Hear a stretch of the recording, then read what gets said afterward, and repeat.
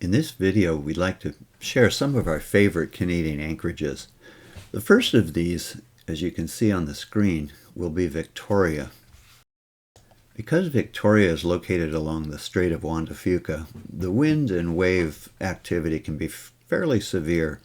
So we tend to leave early in the morning if we're going to run all the way there in a straight shot and try and avoid the peak wind. We also avoid Trial Island currents, as you can see. Another way we get there is in two steps. First, we head out Rosario Strait and we go into a small anchorage called McKay Harbor. McKay Harbor gives us some shelter from some of the swells coming in off the straits, also some of the high winds. We are in McKay Harbor, south tip of Lopez Island. Just came in off the Strait of Juan de Fuca. It's actually really calm out there tonight. Beautiful, beautiful evening. Not a lot of wind, but this gets us kind of out of the out of what little wind there is.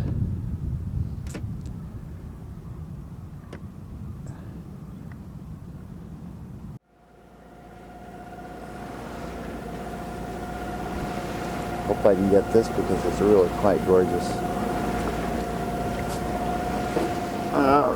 Red sky and warning, sailor take warning. Isn't that how that goes? Yeah.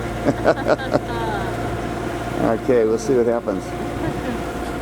And somewhere out there, we don't know where, of course, is Victoria. And of course, our compass is giving up. Have to get that replaced. Let's see what happens.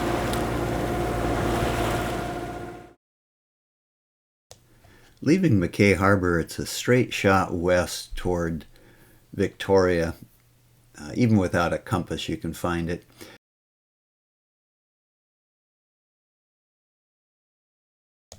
We also have an alternate two-step route that we take if it looks like the wind and weather is not going to be favorable. The first step is to go to a place called Garrison Bay. Garrison Bay on San Juan Island is very sheltered. We normally arrive at Garrison Bay in the early evening or late afternoon, and as you can see, there's very little wind. It's extremely well protected on all sides.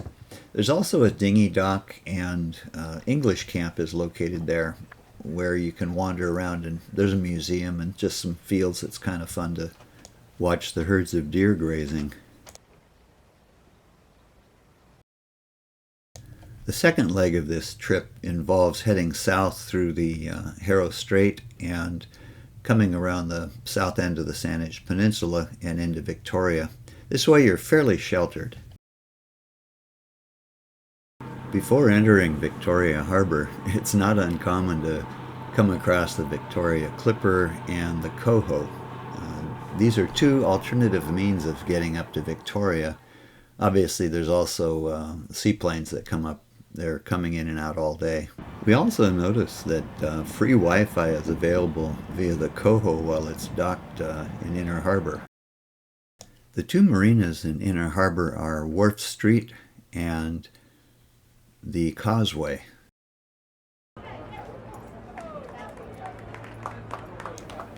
We usually spend our time up in Victoria at the Causeway Marina. It's a little bit closer to some of the places we go and some of the sites we like to see. It's always a very, very fun and busy place. Small harbor ferries will literally take you almost anywhere on the water that you want to go. There are motor scooters for rent, but Victoria is a very easy walking city. Everything seems to be relatively close to the downtown waterfront, and it has some really amazing shops. And it's always fun to get a latte in the morning. One of our favorite walks takes us through Beacon Hill Park, and some days you see people out doing lawn bowling. Other times it's just relaxing to sit on a bench and watch the ducks by the ponds. It's always an enjoyable and relaxing place to spend an afternoon, especially on a hot summer day.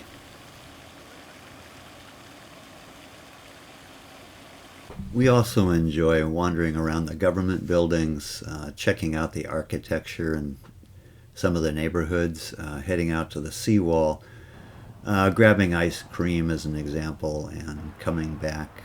It's a real enjoyable afternoon, again, especially when it's a hot summer day. Definitely enjoy Victoria in the summertime. Our next anchorage is Sydney Spit, which is also next to the town of Sydney. Getting there is probably close to 5 or 6 hours typically, and it involves coming through what we call the Inside Passage and then crossing Harrow Strait. And once you get across Harrow Strait, if you've timed everything perfectly, you can get into customs and then come back to the spit itself. And as you can see, Sydney Spit is pretty well protected. We have yet to have any issues with wind or wave there. One of the things we like the most about Sydney Spit is the sand and the fact that it actually is a very calm anchorage at night. There's a dinghy dock, and a small ferry actually takes people back and forth to the town of Sydney.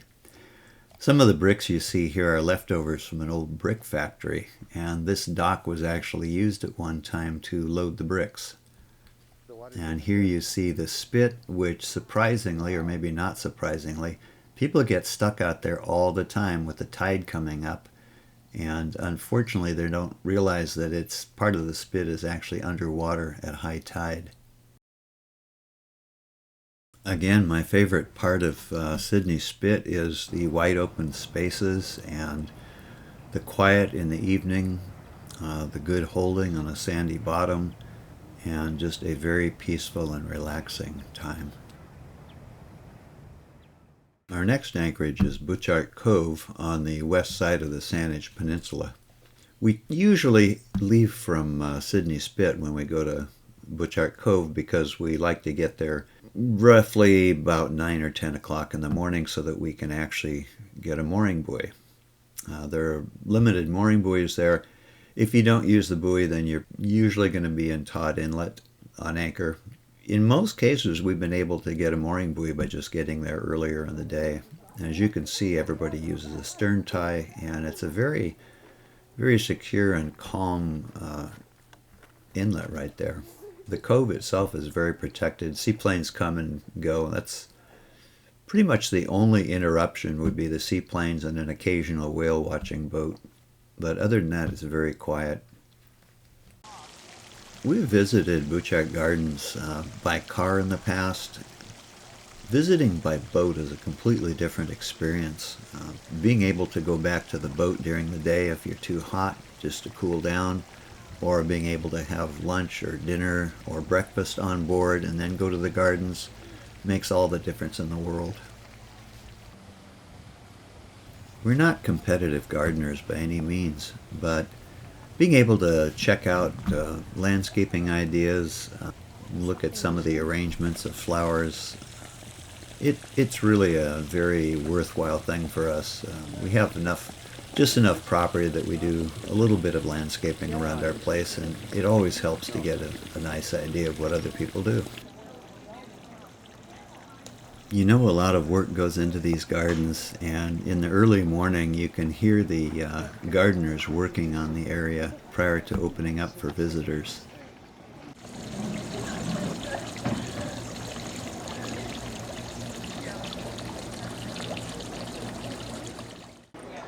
One of our favorite treats is to grab a latte in the morning while it's still cool before we enjoy the gardens for the day.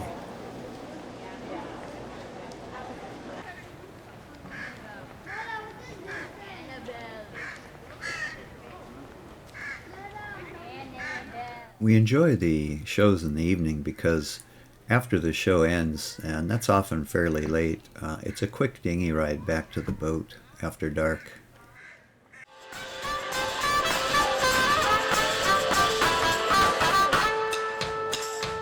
All right, get those hands going.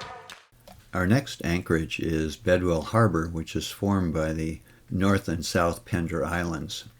Getting there is usually easiest if we follow the route south of Orcas Island and then heading north directly up to South Pender Island. We try to make this trip on the flood so we have the current with us. With our usual southerly winds, it's a fairly quick trip, and the harbor is well protected from all sides. Bedwell Harbor includes Beaumont Marine Park, which operates mooring buoys. There's also good holding on the bottom, and there's dock space available with Poets Cove, which is the marina and hotels, condos that were set up some years back in the harbor.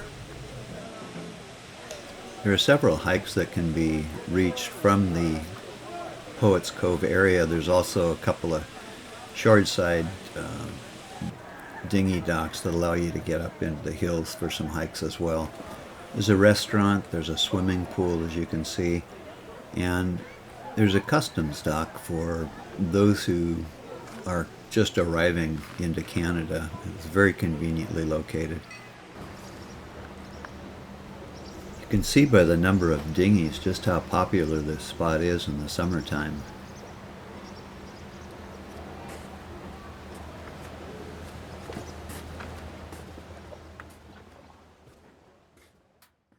And as the sun sets, you can see where all those dinghies came from.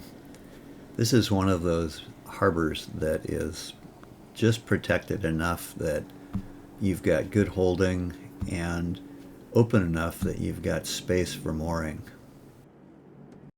One other benefit of Bedwell Harbor is that it faces Boundary Pass, where winds from either Harrow Strait or the Strait of Georgia converge, and it gives you a really good point of sail whether you're heading east or west. So as long as the current is not against you, you've got fair winds there. We're running a lot, probably doing close to 7.5 knots with the, maybe 8 knots with the current and all that. There's our new little dinghy, Rosebud. Our next anchorage is Ganges, located on Salt Spring Island. We typically, again, leave from Bedwell Harbor on our way up to Ganges, and it's a fairly straight shot. As long as you're careful, you get there with no problems.